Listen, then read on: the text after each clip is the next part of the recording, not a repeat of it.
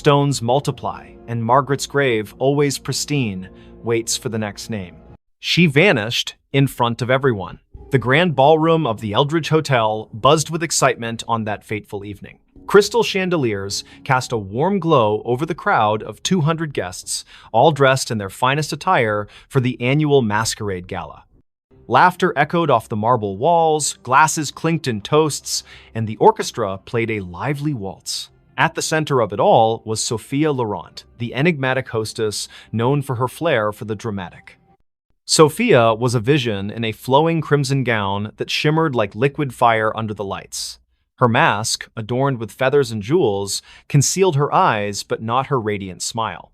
She was a socialite, a philanthropist, and rumor had it, a woman with secrets deeper than the ocean. "Tonight," she announced from the stage, her voice silky and commanding, "I shall perform a feat that will leave you breathless, a vanishing act right before your eyes." The audience murmured in anticipation. Sophia had hired the best illusionists in the city, but this was her show. She stepped into a large, ornate cabinet at the center of the stage, its doors carved with intricate patterns. Her assistant, a tall man in a tuxedo named Victor, locked the doors with a flourish. The orchestra swelled to a crescendo as he waved a wand, chanting mock incantations for effect. Then, with a puff of smoke and a flash of lights, Victor swung the doors open. The cabinet was empty, the crowd gasped, then erupted into applause. But as the cheers died down, something felt off. Sophia didn't reappear. Victor scanned the stage, his confident grin faltering. "Ladies and gentlemen, a round of applause for Sophia," he called, but there was no sign of her. Minutes turned into hours. The party ground to a halt as guests searched the ballroom, the hallways, even the gardens outside. Police were called, statements taken. She just vanished. One guest stammered to Detective Harlan Reed, who arrived with his notepad and a skeptical frown. Harlan had seen his share of pranks and publicity stunts, but this felt different. No trapdoors, no hidden compartments. The stage had been inspected thoroughly. Harlan interviewed Victor first. It was supposed to be a simple illusion, the assistant insisted, sweat beading on his forehead. She steps into the cabinet, slips out the back through a panel, and hides in the wings. But when I checked, she wasn't there. The panel was still sealed. Next was Sophia's best friend, Elena, who clutched a champagne flute like a lifeline. Sophia was acting strange all week. She kept talking about escaping the illusions of life. I thought it was just her poetic nonsense, but last night she gave me this. Elena handed over a small antique locket. Inside was a faded photograph of a woman who looked eerily like Sophia, dated 1923. Harlan's interest piqued. He delved into Sophia's background. Born into wealth, she had traveled the world, collecting oddities, ancient artifacts, books on the occult. Her mansion was filled with mirrors that seemed to reflect impossible angles, clocks that ran backward. Whispers among her staff spoke of nights when shadows moved on their own. As the investigation deepened, Harlan uncovered a family legend. Sophia's great-grandmother, Isabelle Laurent, had vanished in 1923 during a similar gala at the same hotel. Witnesses swore she stepped into a mirror and never came out. The case was unsolved, dismissed as a hoax, but Sophia had been obsessed with it, spending fortunes on psychics and historians. That night, Harlan returned to the ballroom alone. The lights were dim, the stage empty. He approached the cabinet, running his fingers over its carvings. They depicted swirling portals, figures dissolving into mist. On impulse, he opened the doors and stepped inside. The air grew cold, a whisper brushing his ear. "Find me." He spun around, but the doors had shut. Panic surged as the world blurred. When he burst out, the ballroom looked different. Dustier, the chandeliers tarnished. A newspaper on the floor read, 1923 Gala Mystery. Hostess disappears. Harlan's heart raced. This wasn't possible. He rushed to the mirror at the back of the stage, the same one from the old photographs. In its reflection, he saw not himself, but Sophia, her hand outstretched. "The veil is thin here," her image mouthed silently. "I've been waiting." Sophia's vanishing wasn't an act, it was a curse. The Laurent women were bound to a temporal loop, pulled into echoes of the past during moments of high emotion. Isabel had discovered it first, trying to break free but trapping herself. Sophia, learning the truth, had orchestrated the gala to draw attention, hoping someone would follow. Harlan reached toward the mirror, his fingers passing through like water, reality warped. He emerged in 1923, face to face with Isabel, who gasped. "You're from the future?" she asked. Together, they pieced it together. The cabinet was no ordinary prop, it was a relic from an ancient cult designed to bridge timelines. To escape, one had to anchor themselves with a personal token, the locket. Harlan, with Elena's locket in hand, chanted the incantation inscribed inside. A vortex opened, pulling him back, but he wasn't alone. Sophia materialized beside him, gasping for air, her gown disheveled. Back in the present, the crowd had dispersed, but Elena waited. Sophia embraced her friend, tears streaming. "I saw it all, the past, the echoes. I almost didn't make it back." The police called it a hoax, but those who knew the truth kept silent. Sophia retired from the spotlight, donating the cabinet to a museum with a warning. Some illusions are doors best left closed. Yet, on quiet nights, guests at the Eldridge swear they see a woman in crimson vanishing into mirrors, a reminder that some mysteries defy explanation. And Harlan? He carries the locket always, just in case. That voice never stopped. In the quiet suburb of Willow Creek, where maple trees whispered secrets to the wind, lived Emily Carter, a 32-year-old librarian with a penchant for forgotten novels and herbal tea. Her life was orderly books, shelved by genre, days mapped out in planners until the voice began. It started subtly, one rainy afternoon in her attic apartment. Emily was sorting through old vinyl records when a soft murmur echoed in her mind. "Turn left at the corner." She froze, glancing around the empty room. No radio, no neighbors audible through the thin walls. Shaking it off as fatigue, she continued her day. But the voice persisted. That evening, as she walked home from the library, it whispered again. "Cross the street now." She obeyed instinctively, and seconds later, a speeding cyclist barreled past where she'd been standing. Her heart pounded. Coincidence? Or something more? By morning, the voice was a constant companion. "Don't eat the yogurt, it's spoiled." Sure enough, the carton smelled off. "Call your sister, she needs you." Emily dialed, and her sister Sarah answered in tears, her job lost, spiraling into despair. The voice guided Emily through comforting words, turning the call into a lifeline. At first, Emily embraced it. "Guardian angel," she joked to herself, researching auditory hallucinations online. But doctors found nothing wrong. No tumors, no schizophrenia markers. Stress-induced, one psychiatrist said. Yet the voice grew bolder, more insistent. "Go to the park at dusk, bench by the fountain." Emily complied, curiosity overriding caution. There, an elderly man sat, clutching a faded photo. The voice urged, "Ask about his daughter." The man, Mr. Harlan, poured out his story, a child lost decades ago in a hit and run. Emily's questions led to a breakthrough. She recalled a library archive mentioning a similar unsolved case. Together, they uncovered clues pointing to a local businessman. Word spread. People sought Emily out, the woman who knew things. A grieving mother found closure about her son's disappearance. A businessman avoided a fraudulent deal. The voice was infallible, but it never revealed its source. "Who are you?" Emily pleaded silently one night, staring at her reflection. "A friend," it replied, warm yet distant. As months passed, the voice's demands escalated. "Break into the old warehouse on Elm Street." Emily hesitated this crossed lines, but visions flooded her. A kidnapped child hidden there. She went, heart racing, and found the boy, alerting police anonymously. Heroic, yet terrifying. The voice was reshaping her life, pulling her from quiet anonymity into shadows of danger. Then came the nightmares. Emily dreamed of a car crash, twisted metal, screams, her own face behind the wheel. Waking in sweat, she demanded answers. "Tell me the truth!" The voice sighed. "I am you, Emily, from the future." Disbelief shattered her, but fragments aligned. The crash in her dreams? A memory, not a premonition. In 2047, Emily would invent a neural implant for time echo communication, sending warnings back to prevent tragedies. But a glitch trapped her consciousness in a loop, echoing eternally to her past self. The voice never stops because you never let it, it explained. I chose this to save lives, to rewrite fates. But the cost, isolation, madness creeping in. Emily recoiled. Was her life a puppet show? She tried ignoring it, drowning it with music, pills, but it persisted. Save the girl on the bridge tonight. Defiant, she stayed home. The next day's news. A suicide off the Willow Creek Bridge.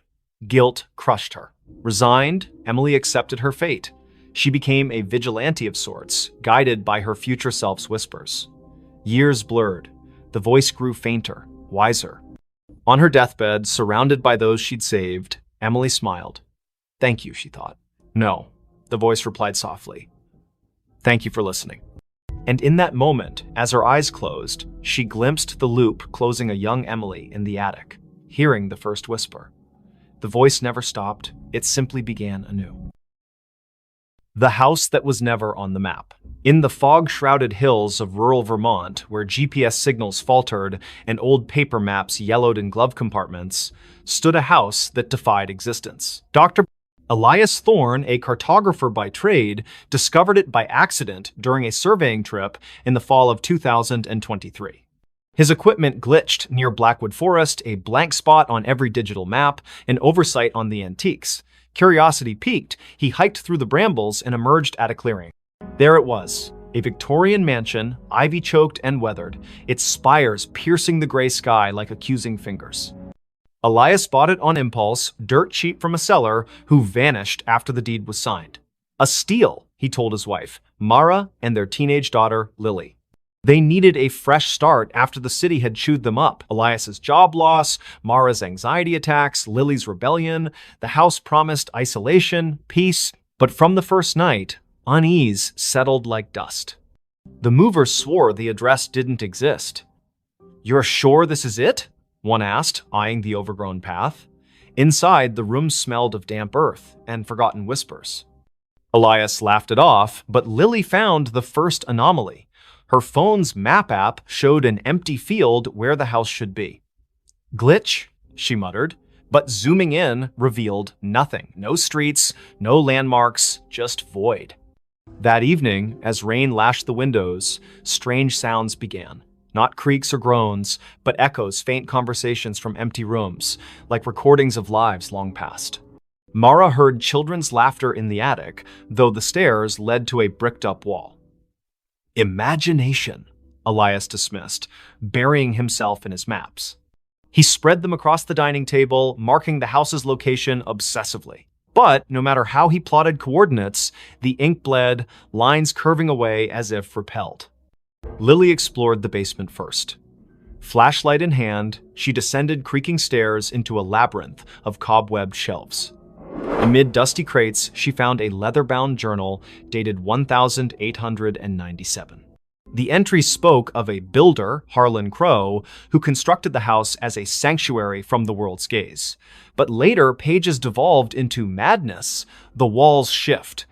Doors open to nowhere. It hides us from maps, from reality itself. The last entry, we are not alone. The others, they never left. That night, Lily dreamed of shadows peeling from the walls, forming humanoid shapes that whispered her name. She woke to find her bedroom door ajar, leading not to the hallway, but to a mirrored corridor stretching infinitely. Panicking, she slammed it shut. In the morning, it was normal again. Bad dream, she told herself, but bruises on her arms suggested otherwise. Elias noticed changes too. Rooms expanded or contracted overnight. The kitchen, once cozy, now felt cavernous, echoes amplifying every footstep. He measured it, dimensions impossible, defying Euclidean geometry. Non-Euclidean spaces, he murmured, recalling Lovecraftian tales. Mara found solace in the garden, but the flowers wilted under her touch, petals curling like screams. The horrors escalated. One evening, during dinner, the lights flickered. When they stabilized, Lily was gone. Elias and Mara searched frantically upstairs, basement, outside, no trace. But from the vents came her voice, faint and distorted. Help, it's pulling me in. They tore at wallpaper, revealing older layers beneath, faded drawings of trapped figures, hands pressed against invisible barriers. Elias delved into local lore at the town library. Blackwood Forest had a history of disappearances dating back centuries. Settlers spoke of a fold in the world, a place where reality thinned, swallowing the unwary. Harlan Crow, it turned out, was an occultist who built the house on a ley line, intending to escape creditors and enemies by making it unfindable. But the ritual backfired, anchoring the house in a liminal space, a pocket dimension that fed on inhabitants. That night, Mara vanished too. Elias heard her screams from the attic, now inexplicably accessible. He climbed, finding a room filled with mannequins posed in frozen agony faces, twisted, eyes hollow. One wore Mara's necklace. "No," he gasped, backing away.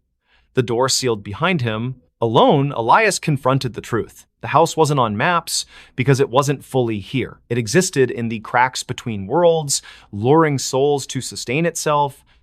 Whispers surrounded him now. Voices of the lost, including Lily and Mara, begging for release. He tried to leave, but the front door opened to the same foyer, looping eternally. In desperation, Elias burned his maps in the fireplace. Flames roared, illuminating shadows that coalesced into forms Crow and his victims, their eyes pleading. "Join us!" they chorused. As the fire died, Elias felt himself fading, his outline blurring like erased ink. Search parties combed Blackwood Forest for weeks, but found no house, no family. The Thorn disappearance became another legend, whispered in town. Yet, on foggy nights, hikers swear they glimpse a mansion in the trees, one that vanishes when approached, forever unmarked, eternally hungry. Police found something under the bed. The call came at 3:17 a.m., shattering the quiet of Willowbrook's police station. Officer Rachel Hayes, bleary-eyed from a double shift, grabbed the radio. "Disturbance at 42 Maple Lane. Dispatch crackled. Neighbor reports screams. Possible domestic." Rachel exchanged a glance with her partner, Officer Tom Carver. They'd patrolled this sleepy suburb for years. Nothing ever happened on Maple Lane. The house was a modest two-story, its porch light flickering like a dying star. Rachel knocked, but no one answered. The neighbor, Mrs. Clancy, stood across the street, clutching her robe. "It was a woman's scream," she whispered. Then silence. "The porters. They're quiet folks. Something's wrong." Tom jimmied the lock, and they stepped inside. The air was thick, stale, with a faint metallic tang. The living room was pristine, couch cushions fluffed, a muted TV playing infomercials. Rachel's flashlight swept the staircase. "Police!" she called. No response. Upstairs, the master bedroom door was ajar. Rachel nudged it open, her hand on her holster. The bed was unmade, sheets tangled like a struggle had occurred. A bedside lamp lay shattered on the floor. Tom checked the closet empty. Rachel crouched, peering under the bed. Her breath caught. "Tom, get over here." Beneath the bed frame, scratched into the hardwood, was a crude pentagram, its lines smeared with something dark and sticky. In its center lay a bundle, wrapped in a stained blanket. Rachel's pulse hammered as she reached for it, expecting a body. Instead, she found a doll crudely stitched, with buttons for eyes and straw poking through seams. Its fabric was damp, reeking of copper. "Blood?" Tom whispered, his face pale. Rachel nodded, bagging the doll as evidence. The radio crackled back up, was 10 minutes out. But the house felt alive, its silence oppressive. A faint scratching came from the walls, rhythmic like claws on wood. They searched the rest of the house. In the basement, they found Polaroids scattered across a workbench, images of the Porters, Claire and David, smiling at first, then progressively gaunt, eyes hollow. The last photo showed Claire staring blankly, her hands clutching the doll. Scrawled on the back, "It sees us." Rachel's skin prickled. "We need to find them," she said. But Tom pointed to the ceiling.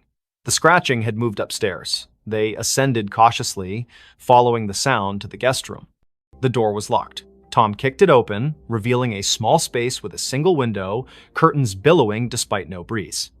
On the floor lay David Porter, his throat slashed, eyes wide in frozen terror. Claire was gone. Blood trailed from the body to the bed, where the mattress sagged oddly. Rachel lifted it. Underneath, carved into the box spring, was another pentagram, this one larger, its lines pulsing with a faint red glow. The scratching stopped. A whisper slithered from the shadows. "You found me." Tom stumbled back, his gun shaking. Rachel's flashlight flickered, plunging them into darkness. When it snapped back on, the room was empty, David's body gone. Only the doll remained, now lying in the pentagram's center, its button eyes glinting. "Rachel, we need to go," Tom urged, but she couldn't move. The doll's head twitched, turning toward her. A giggle echoed, high and childlike, though no child lived here. The walls seemed to breathe, closing in. Rachel grabbed the doll, intending to secure it, but it burned her hand, leaving a blistered mark. Backup arrived, flooding the house with lights and voices, but the evidence was vanishing. The pentagram under the bed was gone, the floor pristine. The doll in Rachel's evidence bag was now just a pile of ash. The photos in the basement? Blank. David's body never reappeared, and Claire remained missing. The official report called it a domestic dispute gone wrong, but Rachel knew better. She couldn't sleep. The giggle followed her home, echoing in her apartment. One night, she woke to scratching under her own bed. Heart pounding, she looked, nothing. But her flashlight caught a faint outline, a pentagram, freshly carved, with a single button eye in its center. The next morning, neighbors reported a scream from Rachel's apartment. Police found her bed empty, sheets tangled. Underneath, a new doll lay, its face stitched to resemble Rachel, its eyes wide and unblinking. The case was closed, another disappearance in Willowbrook. But late at night, officers swear they hear scratching from the evidence room where the doll sits, waiting. She came home, but it wasn't her home. Clara Vance stepped off the Greyhound bus in Hollow Pines, Vermont, her boots crunching on the frost-dusted gravel. It was November 2025, and after a decade in Chicago chasing dreams that crumbled into barista shifts and unpaid bills, she was back. The town hadn't changed. Same sagging general store, same church steeple piercing the fog. Her childhood home, 17 Birch Road, waited at the edge of town, a two-story relic her mother left her when she passed last year.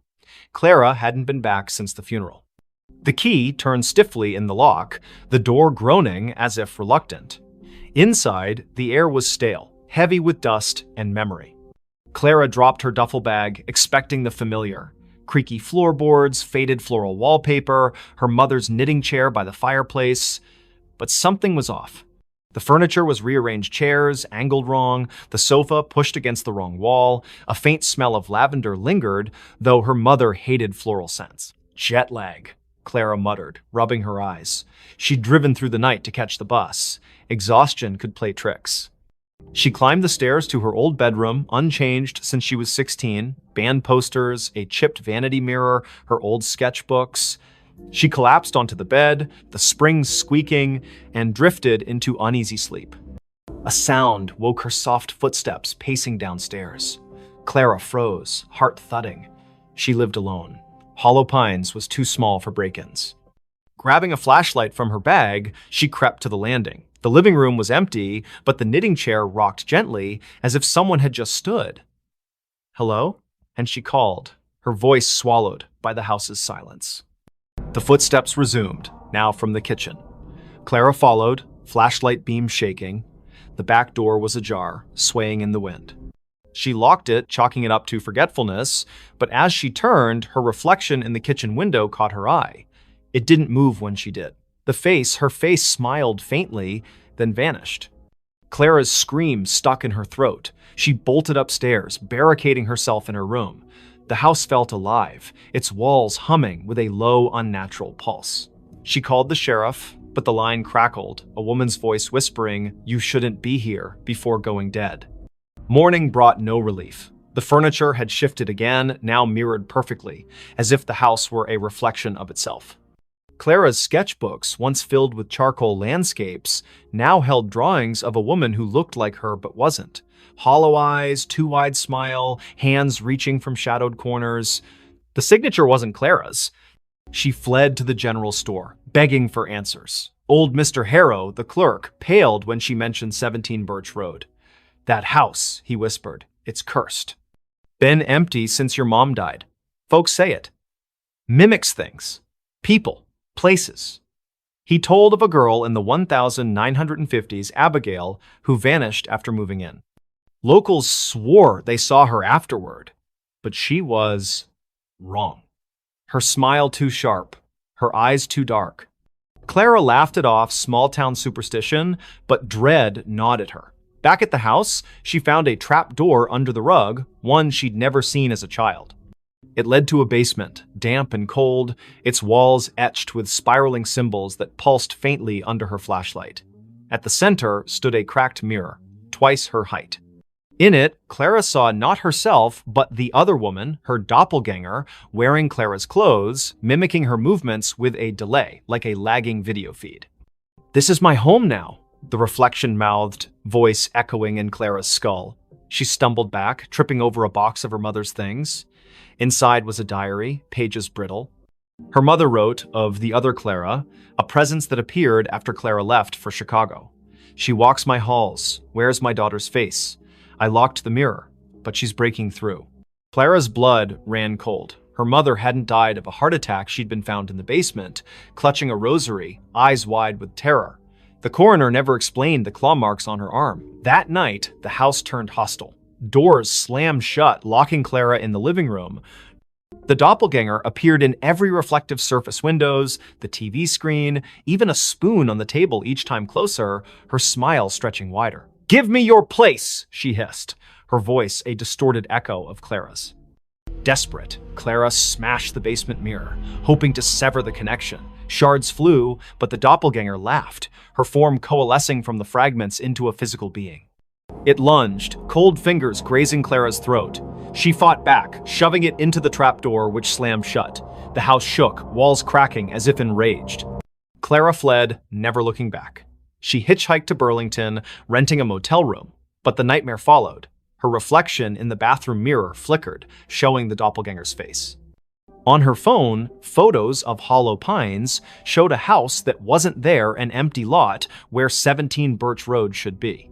Weeks later, a new family moved into a vacant house on Birch Road. They found Clara's duffel bag, her sketchbooks, but no Clara.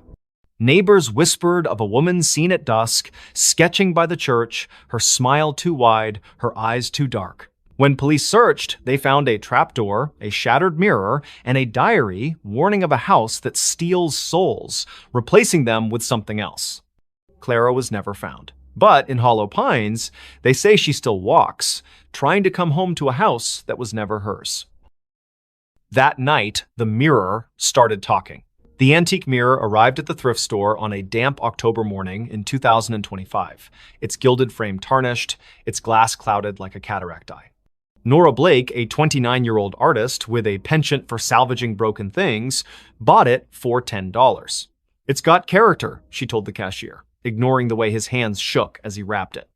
Her apartment in downtown Ashwick, a crumbling mill town, was already a mosaic of thrift finds, chipped teacups, warped books, a clock that ticked backward. The mirror fit right in, hung above her fireplace, reflecting her cluttered living room in muted grays.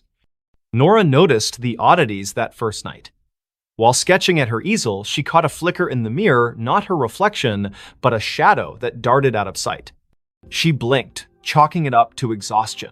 She'd been pulling late shifts at the diner, her hands smelling of grease and coffee. But as she turned off the lights, a whisper slithered from the mirror. Nora. Her name, soft and deliberate, like a lover's sigh. She spun around, heart pounding. The room was empty, the mirror still. Sleep eluded her. The whisper came again at 3 a.m. Louder. "Look at me." Nora stumbled to the mirror, her breath fogging the glass. Her reflection stared back, but her eyes seemed wrong too wide, pupils dilating like ink spreading in water. She touched the glass. It was warm, pulsing faintly. "Stress," she muttered, unplugging every light and crawling back to bed. By morning, the mirror had changed. Its surface was clearer, almost luminous, reflecting details Nora hadn't noticed. A crack in the ceiling, a stain on the rug. But it didn't reflect her. Instead, it showed a woman who looked like Nora, same auburn hair, same freckles, but dressed in a high-collared gown, her expression hungry. "Stay with me," the woman mouthed, her voice echoing in Nora's skull.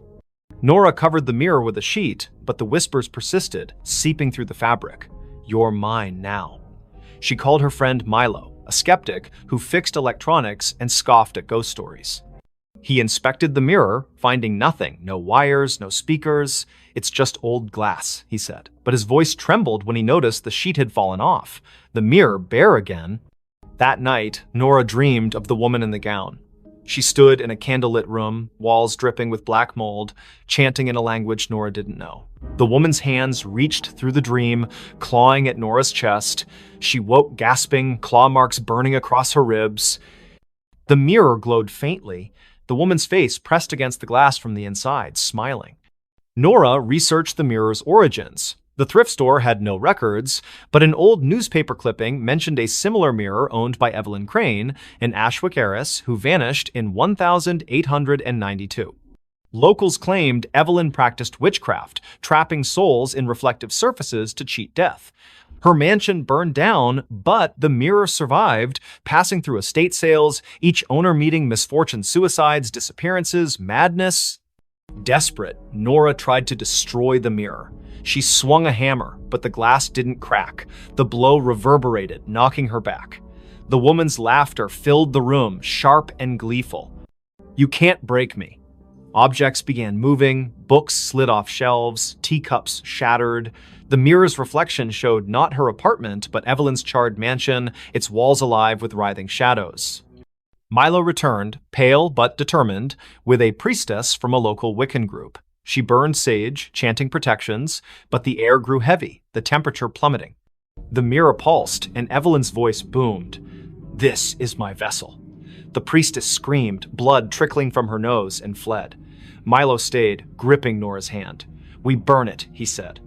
They doused the mirror in gasoline, but the flames wouldn't catch. Instead, the mirror's surface rippled, and Evelyn stepped out, her form solidifying, gown pristine, eyes black voids.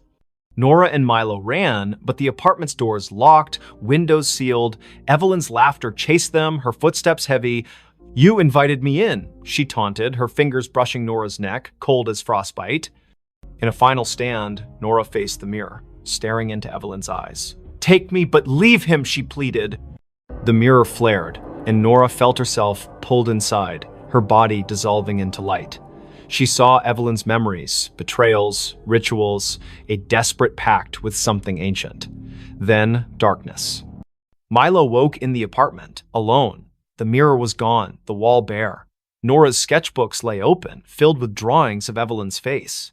Police searched, but Nora was another Ashwick disappearance. Milo kept quiet, fearing disbelief, but he never returned to the apartment. Months later, a new tenant hung a cheap mirror above the fireplace. That night, it whispered, "Look at me." And in its reflection, Nora's face appeared, her eyes too wide, her smile not her own. The final note before disappearing. In the sleepy coastal town of Greyhaven, where the Atlantic's waves whispered secrets to the cliffs, the old lighthouse on Widow's Point stood abandoned. Its beacon hadn't spun since 1987, when keeper Amos Reed vanished, leaving only a cryptic note in the logbook. The song calls. I must answer. Locals avoided the place, claiming the wind carried eerie melodies at night. But for Lena Harper, a 34-year-old composer with a faltering career, the lighthouse was a last chance to find inspiration. Lena arrived in October 2025, renting a cottage near the cliffs. Her symphony, meant to revive her reputation, was due in a month, but her mind was blank. Haunted by failures and a recent divorce, the lighthouse, looming against the gray sky, felt like a muse. She ignored the townsfolk's warnings, superstitions about siren songs and missing keepers. "It's just an old tower," she told herself, hauling her violin and notebook up the spiral stairs. The interior was frozen in time. Rusted lanterns, a cracked logbook, and a gramophone in the keeper's quarters, its needle poised over a warped record. Lena set up her recorder, hoping to capture the ocean's rhythm for her score. That night, as fog smothered the coast, she played her violin, the notes echoing off the stone walls. Then, faintly, another melody answered a haunting, wordless hum that seemed to rise from the sea. Lena stopped, her bow trembling. The hum continued, weaving through her own music, both beautiful and wrong, like a lullaby sung by something ancient. She checked her recorder. It had caught the sound, clear and unnervingly human. "Wind through the cliffs," she reasoned, but her skin prickled. The gramophone needle twitched, spinning the record without power. The hum grew louder, now a voice. "Play with me." She fled to the cottage, locking the door. Sleep brought nightmares, shadows with liquid eyes, hands pulling her toward the waves. By morning, her recorder was blank, the haunting melody erased. Desperate for answers, Lena visited the town library, finding records of Greyhaven's lost. Since the lighthouse was built in 1843, 7 keepers had vanished, each leaving a note about a song. The last, Amos, was found days before his disappearance, wandering the cliffs, muttering about her voice. Lena's obsession grew. She returned to the lighthouse, playing her violin to lure the voice. It came stronger, singing in a language she didn't know, yet understood. "Finish the song and join us." Her fingers moved unbidden, composing a melody that felt like it belonged to someone else. She scribbled it down a single page, titled "The Final Note." It was perfect, her masterpiece, but writing it left her drained, her reflection in the lantern room's glass pale and unfamiliar. That night, the lighthouse shook. The gramophone blared, its record spinning backward, spewing distorted wails. Lena's score glowed faintly on the table, the ink shifting, forming symbols that pulsed like a heartbeat. The voice was inside now. "You're mine." Shadows slithered from the walls, their forms humanoid but fluid, eyes glinting like oil slicks. They circled her, humming her own melody. Lena ran, but the stairs looped endlessly, each turn bringing her back to the lantern room. The glass walls reflected not the ocean, but a churning abyss, faces pressing against it. Amos, the other keepers, their mouths open in silent screams. The voice laughed, "Complete it, or stay forever." In a panic, Lena grabbed her score and tore it, scattering the pieces. The shadows shrieked, the lighthouse trembling as if in pain. The gramophone exploded, shards cutting her arms. She stumbled outside, collapsing on the cliffs. Dawn broke, the fog lifting, and the lighthouse stood silent, its door sealed as if never opened. Lena fled Greyhaven, her symphony unwritten. She burned her violin, moved inland, and swore never to compose again. But the melody lingered, humming in her dreams. Months later, a package arrived at her new apartment, no sender, no postmark. Inside was a single sheet of music, her handwriting titled "The Final Note." The ink was wet, smelling of salt and decay. She called the Greyhaven sheriff, who sent a deputy to Widow's Point. The lighthouse was empty, the logbook untouched since Amos's note. But on the cliffs, they found Lena's recorder, playing a loop of her voice singing the haunting melody, though she hadn't returned. Her cottage was searched, her belongings were gone, replaced by a single note. "The song calls," I answered. Fishermen avoid Widow's Point now. On stormy nights, they hear a violin over the waves, joined by a chorus of voices that never fade. The lighthouse remains dark, but some swear its beacon flickers briefly, illuminating a figure at the edge of the cliff, playing one final note before disappearing into the sea. The hiker saw something he wasn't supposed to see. The Appalachian Trail stretched like a vein through the dense forests of northern Maine, where the trees grew so thick they swallowed sunlight. Ethan Caldwell, a 28-year-old photographer with a taste for solitude, hiked its lesser-trodden paths in September 2025. His goal was simple: capture the untamed beauty of the wilderness for a freelance gig. His backpack held a Nikon, a journal, and enough supplies for a week. He didn't expect company. Most hikers avoided the stretch, spooked by rumors of missing campers and strange lights in the woods. By the third day, Ethan was deep in the forest, miles from any road. The air was crisp, scented with pine and damp earth. He set up camp near a nameless creek, its water black under the canopy. As dusk fell, he noticed an oddity. His compass spun lazily, refusing to settle. "Cheap gear," he muttered, relying on his map instead. That night, under a moonless sky, he heard it a low hum, like a distant engine, pulsing through the ground. It wasn't animal, wasn't natural. Curiosity tugged at him. The next morning, Ethan followed the creek upstream, chasing the hum's source. His camera hung around his neck, ready to snap anything unusual. The forest grew denser, the trail vanishing into a tangle of roots and moss. Then he saw it, a clearing, unnatural in its perfection, as if the trees had been pushed back by an invisible force. At its center stood a structure, a stone arch, weathered and covered in glyphs that seemed to writhe under his gaze. It wasn't on any map, and Ethan had never read of ruins in this part of Maine. He raised his camera, snapping photos. The glyphs glowed faintly, a sickly green, though no light source explained it. The hum intensified, vibrating in his chest.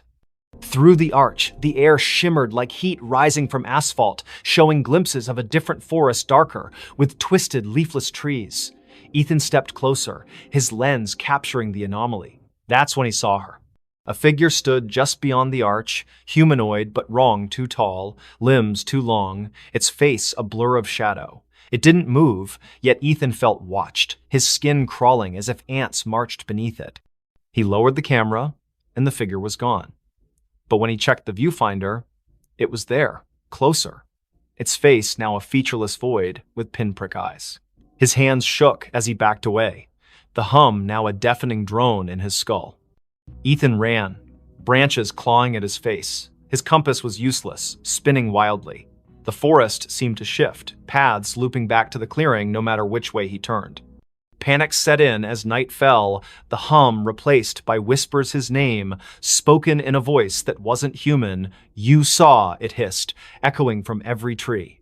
He stumbled into his campsite, only to find his tent shredded, his journal open to a page he hadn't written, you weren't supposed to see. Desperate, Ethan checked his camera. The photos of the arch were gone, replaced by images of himself hiking, sleeping, eating, taken from angles that meant someone or something had been watching him for days. The last photo showed him standing before the arch, the figure behind him, its long fingers brushing his shoulder. He hadn't felt a thing. He fled toward the nearest ranger station, 20 miles south, using the stars to navigate. But the forest fought him. Roots tripped him, shadows moved against the wind. At dawn, he found a stream and followed it, hoping for salvation. Instead, it led back to the clearing. The arch loomed larger now, the glyphs pulsing red. The figure stood within, motionless, its void face fixed on him. "Join us," the whispers urged, now a chorus. Ethan's legs buckled, his vision blurring. He saw flashes, other hikers, campers, their faces frozen in terror, pulled through the arch into that other forest. His camera grew heavy, the strap tightening like a noose. He tore it off, smashing it against a rock. The whispers screamed, the arch flaring bright enough to burn his eyes. Ethan ran blindly, collapsing hours later near a logging road. A trucker found him, incoherent, babbling about an arch and eyes in the dark. Rangers searched, but found no clearing, no structure. Ethan's camera was gone, his journal blank except for that one scrawled note. Doctors diagnosed exposure and trauma, but Ethan knew better. He moved to a city, avoiding forests, but the whispers followed, faint at first, growing louder each night. You can't unsee. Months later, a hiker found a single photo wedged in a tree on the Appalachian Trail, a grainy shot of Ethan standing before a stone arch, his face pale, eyes wide. Behind him, a figure loomed, its fingers on his shoulder. The hiker burned the photo, fearing it would follow him too. But in Greyhaven's bars, they still talk of the arch that appears to the lost, and the things that watch from the other side, waiting for those who see what they shouldn't. The phone rang, but it wasn't plugged in. In the small town of Coldwater, Maine, where winter clung to the streets like a bad memory, Sarah Klein moved into the old duplex on Sycamore Street in December 2025. She was 31, a graphic designer fleeing a toxic relationship and a city that felt suffocating. The duplex was cheap, its faded wallpaper and sagging floors a small price to pay for solitude. The landlord, a nervous man named Mr. Greeley, handed her the keys with a warning. Don't mind the quirks, old houses creak. Sarah nodded, eager to unpack and start over. The first quirk appeared on her second night. She was sorting boxes in the living room when the phone rang, a shrill, brassy jangle from an ancient rotary phone on the kitchen counter. Sarah froze. The phone's cord dangled unplugged, its end frayed and caked with dust. She approached it, the ringing growing louder, insistent. Hesitating, she lifted the receiver. Static crackled. Then a voice low, garbled, neither male nor female, whispered, "You're not supposed to be here." The line went dead, the phone cold in her hand. Sarah checked the cord again. No outlet, no connection. She laughed nervously, blaming stress. She'd been sleeping poorly, haunted by dreams of her ex's voice echoing in empty rooms. She unhooked the receiver and placed it in a drawer, determined to ignore it, but the next night it rang again, the sound muffled from inside the drawer. Sarah's heart thudded as she opened it. The receiver was back on the cradle, the phone unplugged. "Leave," the voice hissed when she answered. Sharper this time, like it was closer. She called Mr. Greeley, who chuckled uneasily. "That old thing? Been dead for years. Probably faulty wiring. He promised to send an electrician, but no one came." Sarah tried to focus on work, sketching logos on her tablet, but the phone rang every night at 3:13 a.m., each call more menacing. "Get out, or stay forever," it warned, the static now laced with faint screams. She stopped answering, but the ringing grew louder, vibrating through the walls. Desperate, Sarah dug into the duplex's history. The town library's archives revealed a grim past. In 1974, the previous tenant, Margaret Hale, vanished after neighbors reported hearing her scream during a storm. Her belongings were found untouched, except for a rotary phone unplugged with a note beside it. "It won't stop." Other tenants had fled over the decades, citing noises and bad feelings. A man in 1992 claimed the phone spoke his name before he disappeared. Sarah's dreams worsened. She saw Margaret, pale and eyeless, standing in the kitchen, dialing the rotary phone with skeletal fingers. In the dreams, the walls bled, and the voice from the phone chanted, "Join us." Waking, Sarah found scratches on her arms, as if she'd clawed herself. She bought a new phone, a modern cordless one, but it too rang at 3:13 a.m., unplugged, spitting the same garbled voice. She tried to leave, packed a bag, booked a motel, but the duplex's doors wouldn't open, locks jammed, windows stuck, her car keys vanished, reappearing on the kitchen counter beside the rotary phone. In a panic, she smashed the phone with a hammer. The plastic cracked, but the ringing continued, now emanating from the walls, the floor, her own skull. "You can't break me," the voice laughed. Sarah turned to the internet, posting on X about haunted phones in Coldwater. A local, @MainMysteries, replied with a thread about Sycamore Street. The duplex was built on a forgotten burial ground, desecrated in the 1800s. Mediums had visited, claiming a presence, something old, something angry, trapped souls of those who lived there, using the phone as a conduit. The thread ended abruptly. The user hadn't posted since. That night, the ringing was deafening. Sarah, sleepless and fraying, answered. The voice was clear now, almost her own. "Look behind you." She spun, seeing nothing but shadows. But in the hallway mirror, a figure stood Margaret, her face a rotting mask, her hands reaching through the glass. Sarah screamed, dropping the receiver. The lights flickered, and the air grew heavy, smelling of wet earth and decay. She barricaded herself in the bedroom, but the walls pulsed, whispering her name. The phone, shattered, reassembled itself on her nightstand, ringing relentlessly. In a final act of defiance, Sarah burned sage, chanting prayers she half remembered from childhood. The ringing stopped, replaced by a howl that shook the duplex. The mirror cracked, and Margaret's form lunged, cold fingers grazing Sarah's throat. Sarah blacked out. She woke at dawn, sprawled on the kitchen floor, the phone silent, its cord still unplugged. The doors opened easily now. She fled, leaving everything behind. The motel clerk in the next town swore she checked in alone, but Sarah felt watched, the voice's echo lingering in her ears. Weeks later, a new tenant moved into the duplex. They found a rotary phone, pristine, on the counter. That night, it rang, unplugged, whispering a new name. In Coldwater, they don't talk about Sycamore Street anymore. But those who pass the duplex at 3:13 a.m. hear it, a faint brassy jangle, and a voice that begs, "Answer me." They dug up the backyard. In the quiet suburb of Elmwood, where picket fences and manicured lawns defined normalcy, the Hargrove family moved into 23 Oak Lane in the spring of 2025. The house was a steal, a charming craftsman with a sprawling backyard, snapped up after the previous owners vanished without a trace. Jenna Hargrove, a single mother of 37, saw it as a fresh start for her and her 12-year-old son, Lucas. The realtor glossed over the prior owner's disappearance, blaming financial troubles. Jenna, eager to escape her own past, didn't press. The backyard was Lucas's favorite part. Overgrown with wildflowers and shaded by an ancient oak, it begged for exploration. He wanted to build a treehouse, so Jenna hired a local landscaper, Mr. Polk, to clear the tangle of weeds and level the ground. Polk, a grizzled man with eyes like chipped flint, hesitated. "Folks say this yard's bad luck," he muttered, glancing at the oak. "Last owners dug here. Never seen again." Jenna laughed it off small-town gossip.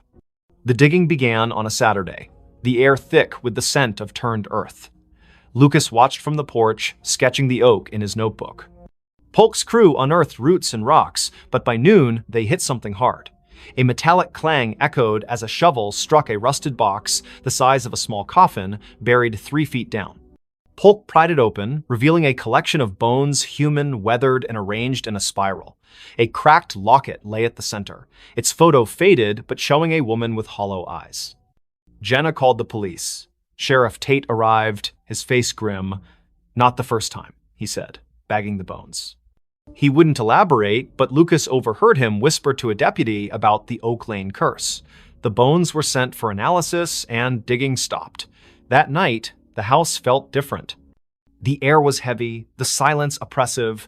Lucas woke to scratching beneath his bedroom floor, like nails clawing wood. "Mice," Jenna reassured him, but her voice wavered. The next day, Lucas found his sketchbook open to a new drawing, not his. The oak was depicted, its branches twisting into faces, their mouths open in silent screams. Jenna, pale, insisted it was a prank, but Lucas noticed her hands trembling. That evening, the backyard changed. The wildflowers wilted, their petals blackening. The oak's shadow seemed to stretch too far, pooling like ink across the lawn. At midnight, the scratching returned, now from the backyard. Lucas peered out his window and froze. The oak's branches swayed, though no wind stirred.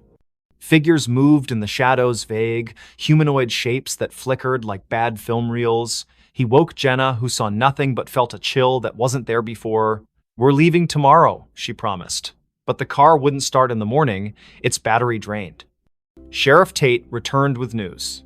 The bones were over a century old, likely from a family that lived on the land in the 1870s. They'd vanished after digging a well under the oak, leaving behind rumors of a deal with something in the earth. The locket's photo matched a missing woman, Eliza Marrow, rumored to have practiced rituals to bind the land. Tate warned Jenna to stay out of the backyard, but Lucas couldn't resist. He sneaked out at dusk, drawn to the oak. The ground where the box was found had shifted, forming a shallow pit. Inside, the locket lay again, open, its photo now clear Jenna's face, not Eliza's. Lucas screamed, dropping it, the ground pulsed, and a voice whispered from the pit, "You dug too deep!" Jenna found him, dragging him inside. The house locked itself, doors jammed, windows sealed. The scratching became a pounding, shaking the walls.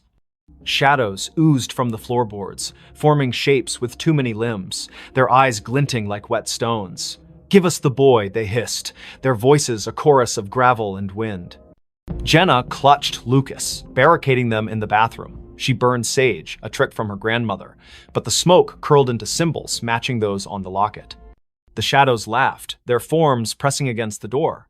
In desperation, Jenna grabbed a kitchen knife and carved a circle around them, chanting half-remembered prayers. The pounding stopped, but the air grew colder, the shadows retreating to the backyard. At dawn, the doors opened. Jenna and Lucas fled to a motel. Sheriff Tate searched the house, finding nothing. No locket, no pit, just fresh dirt under the oak, as if untouched. The Hargroves never returned. The house was sold again to a young couple who ignored the rumors. They started digging for a garden, and the oak's shadow grew longer. Weeks later, a neighbor reported screams from 23 Oak Lane. Police found the couple's car running, doors open, but no trace of them. In the backyard, a new locket lay under the oak, its photo showing Lucas, his eyes hollow. At night, Elmwood residents hear scratching from the earth, and those who pass the house swear the oak's branches move, reaching for something only they can see. the smile in her last photo. In the sleepy town of Willow Creek, nestled between rolling hills and a sluggish river, Mia Reynolds was known for her photography. At 27, she had a knack for capturing the soul of her subjects' families, weddings, even the town's annual fair. Her studio on Main Street was cluttered with vintage cameras and Polaroids pinned to corkboards. But in November 2025, Mia took a photo that would haunt Willow Creek forever. It started with a commission from the town's historical society. They wanted shots of the old Grayson Manor, a crumbling estate on the outskirts, abandoned since the 1940s. Rumors swirled about its last resident, Evelyn Grayson, who vanished after a fire gutted half the house. Locals whispered of her ghost, a pale figure seen in the manor's broken windows, smiling. Mia, a skeptic, saw it as a chance to boost her portfolio. She arrived at the manor on a foggy afternoon, her Nikon slung around her neck. The air was heavy, smelling of damp wood and something sour like rotting flowers. The manor loomed, its spires jagged against the gray sky, windows like empty eyes. Inside, dust motes danced in her flashlight's beam, illuminating peeling wallpaper and charred furniture. Mia snapped photos, the click of her shutter echoing in the silence. In the upstairs parlor, she found a cracked vanity mirror, its surface clouded but oddly warm to the touch. As she framed a shot, her camera's viewfinder flickered, showing not the room, but a woman pale, with long dark hair, wearing a tattered dress. Her smile was too wide, stretching beyond human limits, her eyes black voids. Mia gasped, lowering the camera. The room was empty, but the mirror reflected the woman, her head tilting as if studying Mia. Heart pounding, Mia fled, her photos untouched. Back at her studio, she developed the images. Most were normal, dusty rooms, broken stairs, but the last photo, taken in the parlor, showed the woman standing behind Mia, her smile splitting her face. Mia's own reflection in the photo was wrong, her eyes wide with terror she didn't remember feeling. She burned the print, but the image lingered in her mind, that smile searing itself into her dreams. That night, her studio phone rang, though the line had been disconnected for months. Static crackled, followed by a voice, soft, feminine, giggling, "You saw me." Mia yanked the cord from the wall, but the ringing continued, now from her cell phone, then her laptop, then nowhere, and everywhere. She locked the studio and ran home, but the giggling followed, echoing in her apartment's walls. Mia confided in her friend Caleb, a librarian with a passion for local history. He dug into Grayson Manor's past, uncovering Evelyn's story. In 1943, Evelyn, a recluse, was suspected of occult practices. Neighbors reported strange lights and chants from the manor. The night of the fire, Evelyn was seen smiling through the flames, unharmed, before vanishing. Her last photo, taken days earlier, showed that same unnatural smile, her eyes black as ink. Caleb warned Mia to stay away, but she couldn't. The manor pulled her back, her camera heavy in her hands. She returned at dusk, the air colder, the manor darker.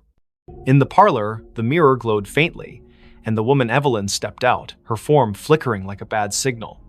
"Take my picture," she whispered, her voice in Mia's skull. Mia's hands moved against her will, snapping a photo. The camera burned her fingers, and the mirror cracked, shards falling like rain. Mia ran, but the manor's doors slammed shut, trapping her. Shadows writhed, forming figures with Evelyn's smile, their mouths stretching impossibly wide. "You're part of me now," they chanted, their voices a chorus of giggles. Mia's camera flashed on its own, each shot showing her own face, morphing, her smile widening, her eyes darkening. Caleb found her car outside the manor the next day, the doors locked, her camera inside. The last photo showed Mia, her face unrecognizable, smiling that same grotesque smile. The manor was empty, no trace of her. Caleb burned the camera, but the giggling followed him home, echoing from every reflective surface, mirrors, windows, even his glasses. Willow Creek sealed the manor, but Mia's photos began appearing around town, tacked to lampposts, slipped under doors. Each showed her with that smile, her eyes black, standing in places she'd never been. Those who kept the photos heard the giggling, saw her in their mirrors. The town stopped taking pictures, afraid of what their cameras might capture. But at night, in Willow Creek's quiet streets, some swear they see Mia smiling, her camera flashing, waiting for someone new to see her last photo. A child's cry in an empty house. In the forgotten outskirts of Dunhaven, a Rust Belt town where factories stood like tombstones, the house at 9 Hollow Road was a local legend. Its windows were boarded, its paint peeled like dead skin, and its yard was a jungle of thorns. No one had lived there since the 1980s, when the Miller family vanished parents, 2 kids gone overnight. The only trace was a child's shoe found in the attic, stained with something the police never identified. In November 2025, Nora Ellis, a 34-year-old true crime podcaster, saw the house as her next big story. Nora arrived with her recorder, a flashlight, and a skeptical smirk. Dunhaven's locals warned her away, whispering of cries heard at midnight, lights flickering in empty rooms. "Ghost stories pay the bills," she told her producer over the phone, setting up in the house's foyer. The air was thick, smelling of mildew and something sharper, like burnt sugar. Her recorder hummed, capturing the silence until a faint sob broke through, a child's voice trembling from upstairs. Nora froze. The house was supposed to be empty. She called out, "Hello?" Her voice echoed, unanswered, but the sobbing grew louder, coming from the attic. She climbed the stairs, their creaks swallowing her footsteps. The attic door was ajar, though town records swore it was nailed shut after the Millers' disappearance. Inside, the air was colder, the darkness heavier. Her flashlight caught a child's drawing on the floor, stick figures in a circle, their heads scratched out, red crayon dripping like blood. The sobbing stopped. Nora's recorder crackled, replaying the cry on loop, though she hadn't touched it. "Help me," the voice whispered, now inside her head. She stumbled back, her flashlight flickering. In its beam, she saw movement, a small figure darting behind a pile of moldy boxes. "Who's there?" she shouted, but the attic was empty again. Her recorder now played a different sound, laughter, high and cruel, layered over the sobs. Nora dug into the Millers' case that night, holed up in a motel. Old newspaper clippings told of the family's odd behavior before they vanished, parents pale and withdrawn, the children, Anna and Tim, seen drawing strange symbols in the yard. A neighbor claimed Anna spoke of friends in the walls who sang to her. The police found no bodies, no clues, only that shoe, a girl's sneaker, size 3, with stains that tested inconclusive. Back at the house the next day, Nora set up motion sensor cameras. At dusk, the sobbing returned, now from the basement. She descended, the stairs slick with dampness. The basement was a maze of crates and rusted pipes, the air thick with the burnt sugar smell. Her camera caught nothing, but her recorder picked up whispers. "Stay with us." A child's handprint appeared on a crate, wet and glistening, though the floor was dry. Nora's skin crawled as the sobbing turned to giggles, echoing from every corner. She found a loose floorboard, prying it up to reveal a tin box. Inside were Anna's drawings, dozens of them, showing a faceless figure with too many arms, surrounded by crying children. A note, in childish scrawl, read, "They want us to stay forever." As Nora read, the basement door slammed shut. Her flashlight died, and the giggles became screams. Not a child's, but something older, hungrier. "You found us," it hissed.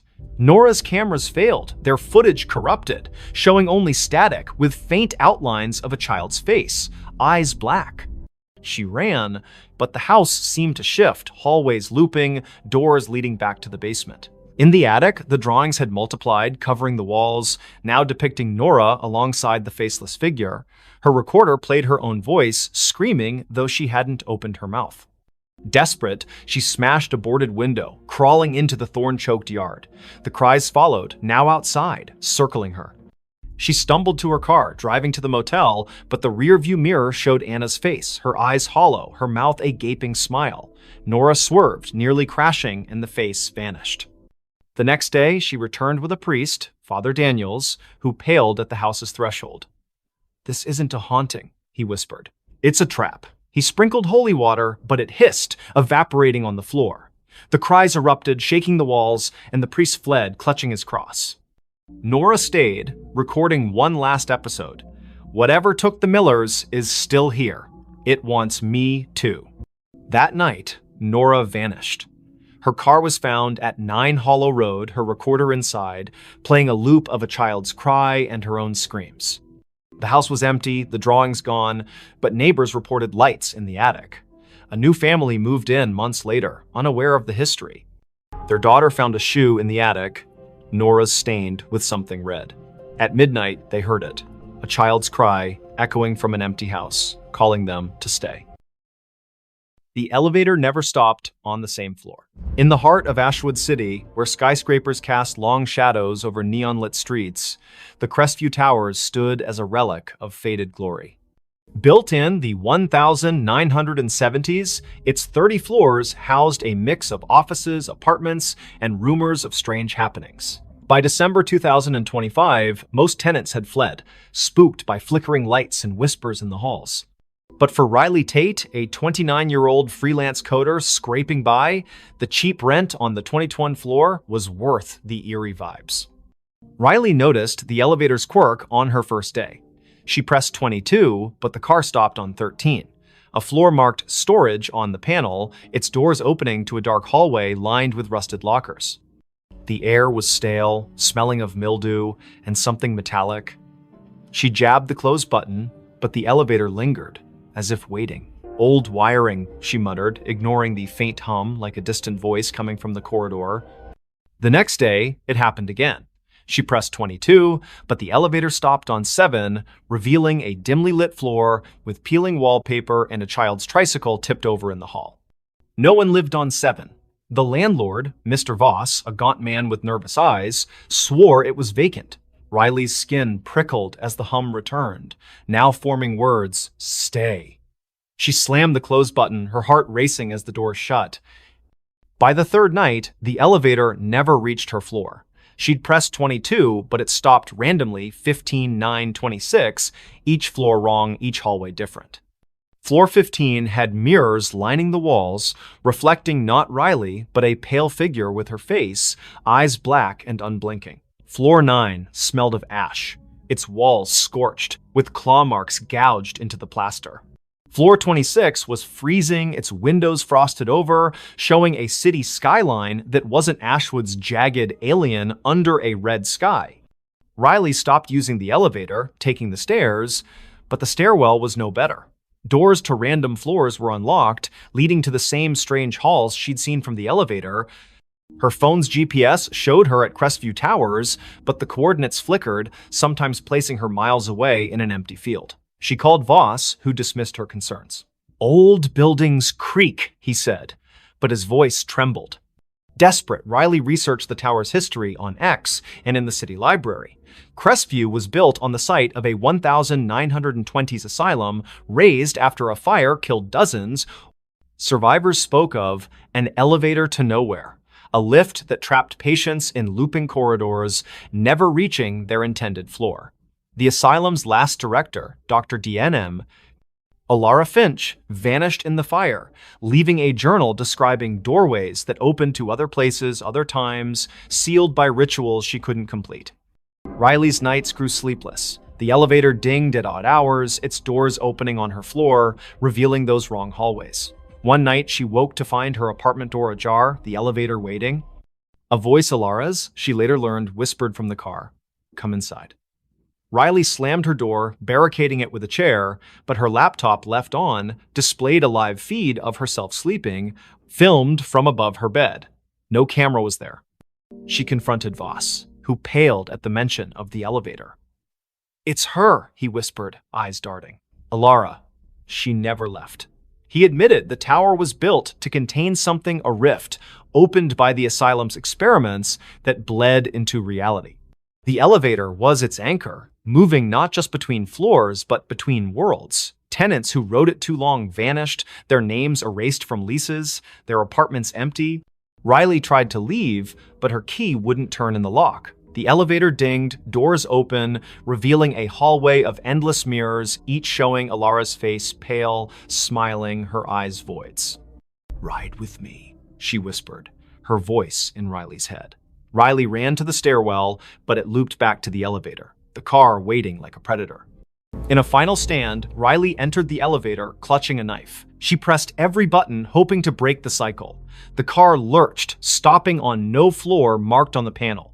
The doors opened to a void black, endless, filled with whispers. Alara stood there, her form flickering, her hands reaching. Riley slashed wildly, the knife passing through air, but the elevator shook, sparks flying, the doors shut, and the car plummeted. Riley woke in her apartment, the elevator silent, her knife was gone, her hands bloodied. She fled Crestview Towers, never returning. The landlord reported her missing, but her apartment was empty, her name gone from the lease. Months later, a new tenant rode the elevator to 22. It stopped on 13, the doors opening to a hallway where Riley stood, her eyes black, whispering, "Stay." The elevator still runs in Crestview Towers, never stopping on the same floor twice. Tenants avoid it, but some nights it calls, its ding echoing through empty halls, inviting the unwary to ride where no one returns. Knock from the invisible.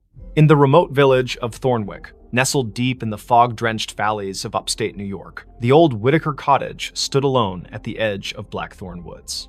Its clapboard walls sagged and its windows were clouded with grime, yet it drew Clara Wren, a 32-year-old writer seeking solitude to finish her novel. In January 2026, she rented the cottage, ignoring the locals' warnings about its history. "People don't stay long," the grocer said, his eyes darting to the woods. "It knocks, and then it takes." Clara dismissed it as folklore.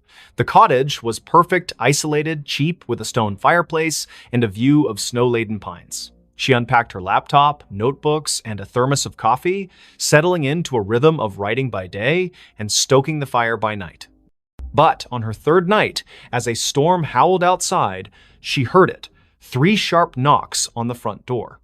The sound was deliberate, heavy like a fist on wood. She froze, her pen hovering over the page. The door was locked, the windows shuttered. She called out, "Who's there?" No answer. The wind screamed, but the knocks came again, 3, slow, from the door. Clara grabbed a flashlight and peered through the peephole. Nothing but swirling snow. She opened the door, heart pounding, but the porch was empty, the snow undisturbed, no footprints, no tracks. The knocks returned the next night, now from the bedroom wall. 3, always 3, rhythmic and insistent. Clara checked every inch of the cottage attic, crawl space, even under the floorboards. Nothing. Her phone had no